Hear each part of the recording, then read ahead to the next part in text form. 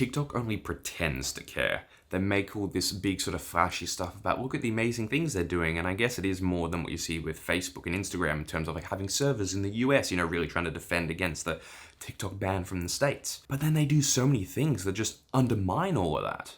Like recently, a friend of mine, he got his account banned even though he had millions of followers on TikTok. Someone attacked his account, reported him for these things that just weren't true, and his account was gone for a couple of days, which hugely impacted his business, and it was only because people kept trying to get the attention of TikTok with a big enough account shouting it out that something was done. But if you're not at the level of millions and millions of followers, or even people who are, I've seen their account get entirely wiped out, and they've never been able to get it back again. Yet I can give a little tweet as a no one to YouTube, and they will instantly respond. And I mean, this continues because, one of my recent videos, I was interviewing my friend who's a phenomenal world traveler, and he's just started earning money off TikTok. Yet, no matter how many views I get on TikTok, I cannot. Because the Creator Fund is only available in a few countries like the US and the UK and Germany, because they just did enough to make people stop complaining, but not actually do enough to show they actually want to build a sustainable career for these people on the platform. Because it's a churn. People come on, people go. They don't care about your longevity. They only care that you're there enough to get them viewership, and then you can go away. It's like Amazon turning over workers and not allowing unions, and all of a sudden they run out of workers because they've used up the entire worker force in those areas. There is no loyalty to the people who create on the platform like you have things like YouTube. Because like on YouTube, you choose to be there. You choose a particular creator. It's not as algorithmically focused. Of course, there is components to that, but you actively choose, I want to listen to this musician. I want to watch this creator. Where on TikTok, it is purely fed through the feed on swipeable content. There is no reason to keep a long-term idolized community there, at least not past the early days of like the D'Amelios and things. They're also like constantly being sued. Like I think recently the DOJ sued them for like collecting children's data and stuff like that. Once again, Facebook does that terrible stuff as well, but it's hard to claim you're high and righteous when you're like, and I think the problem is as well, like you have all these debates around the TikTok ban in the US, but it's completely changing the relevant point of discussion. Like you end up discussing points that aren't true or don't matter and completely miss over the ones that do. You start talking about, oh my god, China's going to control the algorithm. And like, I don't trust the US to control the algorithm any more than I trust China to control it.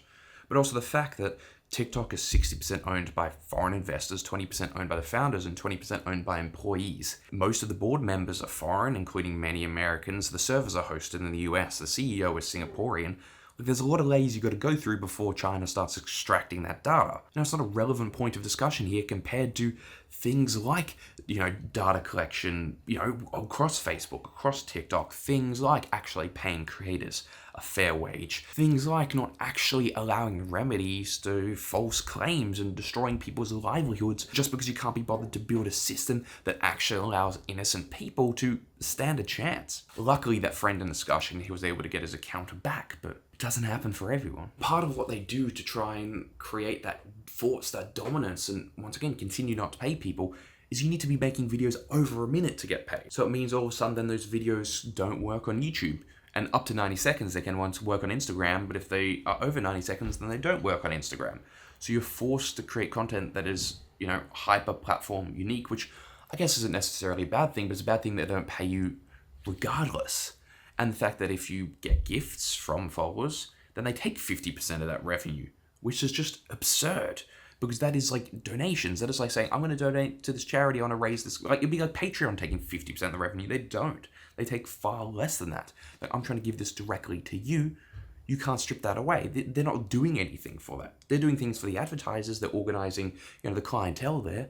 But they're not doing anything for the gifts. So to take 50% is just criminal. And back in the day being like last year, Hank Green coming out with this video discussing the whole idea of a creator fund.